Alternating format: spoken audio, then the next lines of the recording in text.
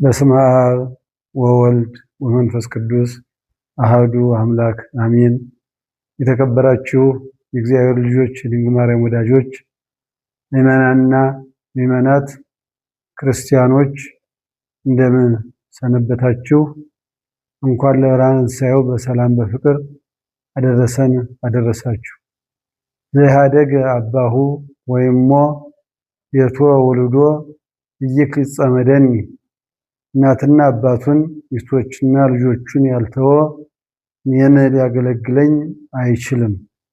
የማቴዎስ ወንጌል ምዕራፍ 19 ቁጥር 28 ባለው አምላካዊ ቃል መሰረት ቅዱስ ገብረ ክርስቶስ ወይም ደግሞ በኢትዮጵያ አጠራር አብደል መሲህ የተባሉት ጻድቅ ግንቦት 14 ቀን 2018 ዓመተ ምህረት ከጫጉላ ቤታቸው ሙሽራዋን ትተው የመነኑበት ቀን ነው።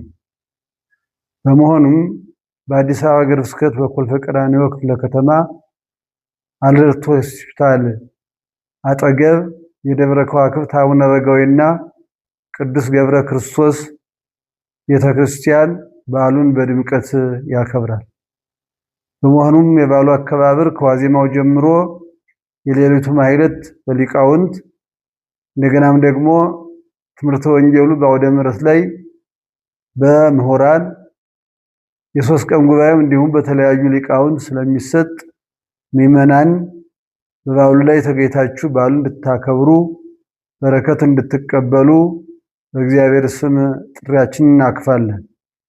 የቅዱስ ገብረ ክርስቶስ የሰጣቸው ልዩ ስጦታ ደግሞ በእምነታቸውና በጸበላቸው እንዲሁም ደግሞ በእሶ በሚባል እምነት አይጥ የሚያጠፉበት ተባዩን ከቤት የሚያስወግዱበት ቃል ኪዳን ስላላቸው ይህንንም በዕለቱ መታችሁ በነፃ ስለሚታደል ወስዳችሁ ለችግራችሁ መፍትሄ እንድትወስዱ በእግዚአብሔር ስም እናሳስባለን።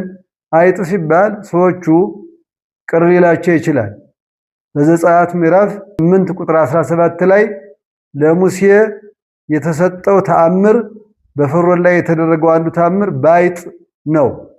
ስለዚህ እግዚአብሔር በተለያየ ነገር ስራውን ስለሚሰራ ይህንን የሚያጠፋ እምነት ስላለ መታችሁ እሱንም ወስዳችሁ እንድትፈወሱ እንድትድኑ እንደገናም ደግሞ ተባያትን የማይገቡትን ማንፈልጋችሁ እንድታጠፉ በእግዚአብሔር ስም ጥሪያችንን እናስተላልፋለን።